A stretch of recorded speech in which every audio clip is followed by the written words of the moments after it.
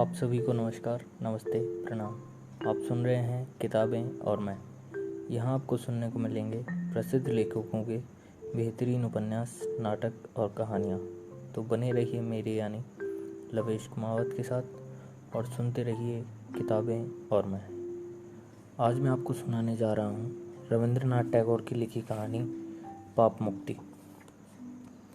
जिकरकोटा के जमींदार कृष्ण गोपाल सरकार अपने बड़े पुत्र को सब भार सौंपकर अपने अंतिम दिन भगवत चरणों में व्यतीत करने के लिए काशी चले गए। उनके चलने के समय सब लोगों की आंखें भर आई और सबने यही कहा कि ऐसे दयालु स्वामी इस संसार में दुर्लभ है। उनका पुत्र भी विपिन बिहारी बीए एकांत प्रवृत्ति एवं आधुनिक युवक था। वह न सिगरेट पीता था, न ताश खेलता और न अधिक गोष्ठी रखता। अनुशासन और नियम का पूर्ण पालन चाहता था। वह आसामी पर लगान का एक पैसा भी नहीं छोड़ता था और न एक दिन की देर माफ़ करता था। जमींदारी का सब प्रबंध संभाल कर उसे ज्ञात हुआ कि पिता ने बहुत से ब्राह्मणों को बिना लगान की ही भूमि दे रखी है और कुछ पर लगान बहुत ही कम है। पिताजी को यह कमजोरी थी। विपिन ने कहा कि अब ऐसा नहीं होगा। आधी जमींदारी का लगान वह मुफ्त में क्यों छोड़े। इसके दो कारण थे।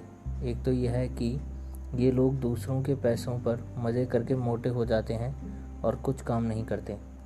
लोगों को दान देना है, इन्हें कर्म के च्युत करना है।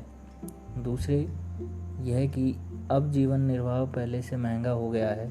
जीवन की आवश्यकताएं भी बढ़ गई हैं। एक आदमी का खर्च चौगुना हो गया है, इसलिए अपनी आमदनी को मैं क्यों खैरात करूं। विपिन ने तत्काल ही अपने आदेश पर उन लोगों के पास भेज दिए और धीरे धीरे सारी जमींदारी की आय उसे प्राप्त होने लगी। केवल थोड़ी बहुत जमींदारी ऐसी लगान मुक्त रहने दी, किंतु उस पर भी आगे पीछे कार्रवाई की जाने वाली थी। उन लोगों ने अपनी शिकायतें लिखकर पत्र द्वारा कृष्ण गोपाल के पास बनारस भेजी। कुछ ने स्वयं बनारस उपस्थिति होकर फरियाद की। इस पर कृष्ण गोपाल ने पुत्र को अपनी नाराज़गी का पत्र लिखा। विपिन ने उत्तर में लिखा कि अब समय बदल गया है। पहले समय में जमींदारी बहुत कुछ भेंट और उपहारों में प्राप्त कर लेते थे, किंतु अब ऐसी चीज़ें प्राप्त करना अनुचित हो गया है। दूसरी चीज़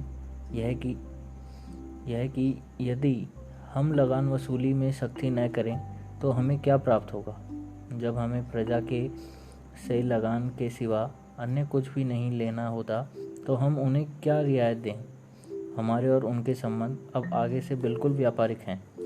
कृष्ण गोपाल समय की गति देखकर व्याकुल हुए। उन्होंने कहा, आजकल के युवक हमसे कहीं अधिक कुशल हैं।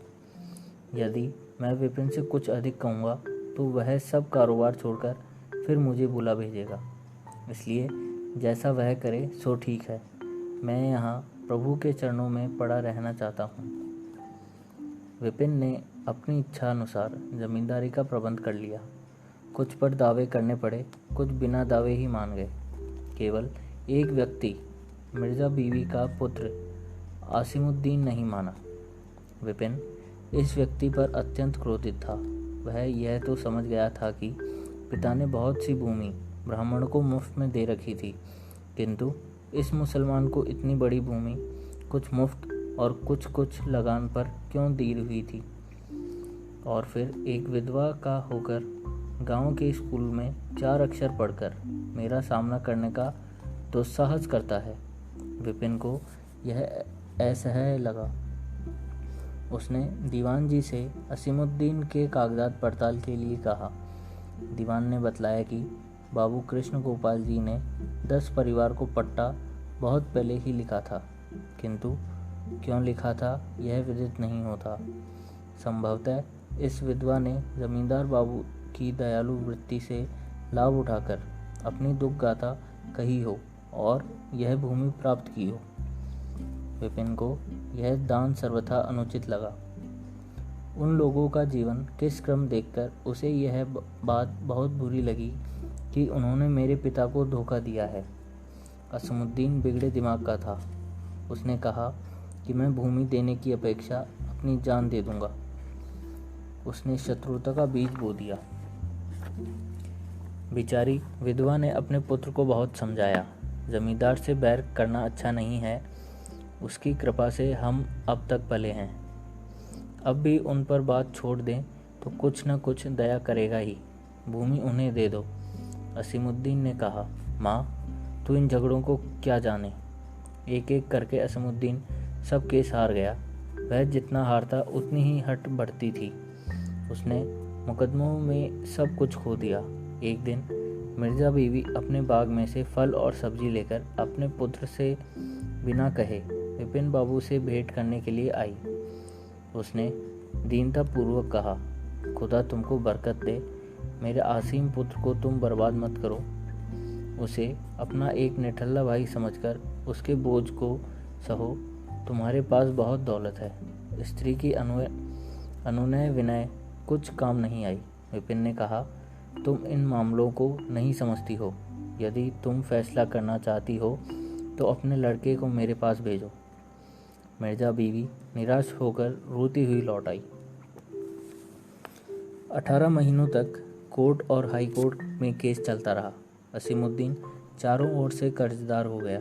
लोगों ने उस पर डिग्रियां करा रखी थी और उसके घर के बचे कुचे सामान को कुर्क कराने की फिक्र में थे। सोमवार का दिन था। गांव की हाट नदी किनारे लगी हुई थी। आषाढ़ का महीना था, इसलिए नावों का हिस्सा मछली खूब बिक रही थी। लोग खरीदने और बेचने में संलग्न थे। असीमुद्दीन भी हाट में आया। उसके पास पैसे नहीं थे। वह एक थाली और एक चाकू लेकर वहां आया था कि कोई इन्हें गिरवी रखकर सामान दे दे। संध्या समय विपिन बाबू भी 2-3 लठैत रक्षकों के साथ घूमते हुए उधर आए। असीमुद्दीन उन पर चाकू लेकर झपट पड़ा। लोगों ने बीच बचाव में बाधा देकर उसे पकड़ा और उससे चाकू छीन लिया। उसे पुलिस में दे दिया और हाट का काम पूर्ववत चलता रहा। विपिन को असीमुद्दीन का यह आचरण बहुत बुरा लगा। विपिन की गृह स्त्रियों ने जब तक यह समाचार सुना तो उन्होंने घातक को अनेक अपशब्द कहे और विधवा स्त्री गांव के एक और बैठी रो रही थी। अंधकार बढ़ रहा था, पर उसके घर में दीपक कौन जलाए।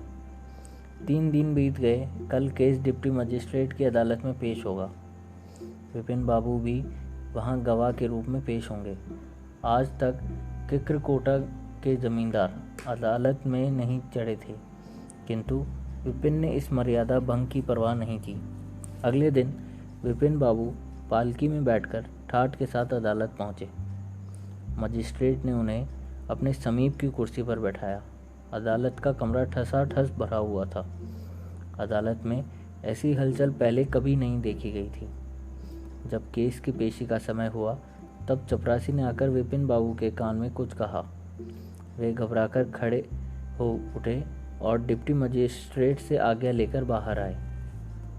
बाहर वट वृक्ष के नीचे उनके पिता रामनामी ओढ़े नंगे पैर खड़े थे। उनका क्षीण शरीर ज्योति से चमक रहा था।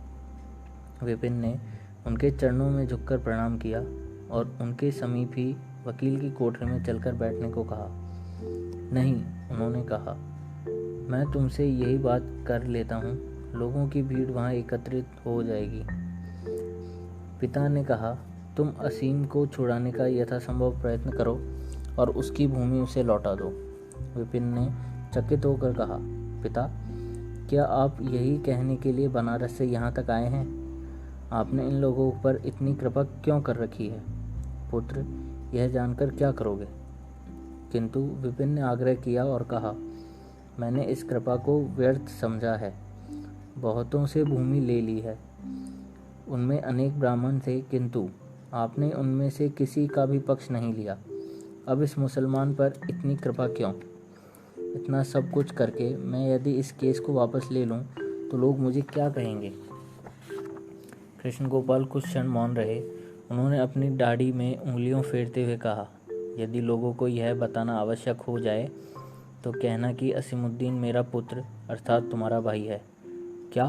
विपिन ने और भी चकित होकर पूछा। क्या मुसलमान से? हाँ पुत्र, ऐसा ही। विपिन आश्चर्य से डूबा खड़ा रहा, फिर बोला, घर चलिए, इस संबंध में वहीं बात करेंगे। नहीं पुत्र, प्रभु चरणों में पड़कर अब मैं घर नहीं जा सकता। मैं जाता हूँ, तुम जैसा समझो करना। यह कहकर उन्होंने पुत्र को आशीर्वाद दिया, आंसुओं को रोक चल दिए। विपिन अवाक वहाँ खड़े रहे। उन्होंने मन में कहा, बुजुर्गों का कैसा आचरण है। वे अपनी उच्च शिक्षा और जीवन की तुलना अपने पिता से करने लगे। अदालत में आकर उन्होंने असीमुद्दीन को 2 सिपाहियों के बीच में खड़े पाया। उनके होठ सूंघकर पीले पीले पड़ गए थे। उनका घृणित वेश देखकर विपिन ने कहा, छी, यह तेरा भाई है। डिप्टी मजिस्ट्रेट और विपिन मित्र थे। केस क्षण भर में ही समाप्त हो गया। असीमुद्दीन अपराध से मुक्त कर दिया। लोग इस घटना रहस्य को नहीं समझ सके। तो यह थी आज की कहानी पाप मुक्ति। आशा करता हूँ आपको यह कहानी अच्छी लगी होगी।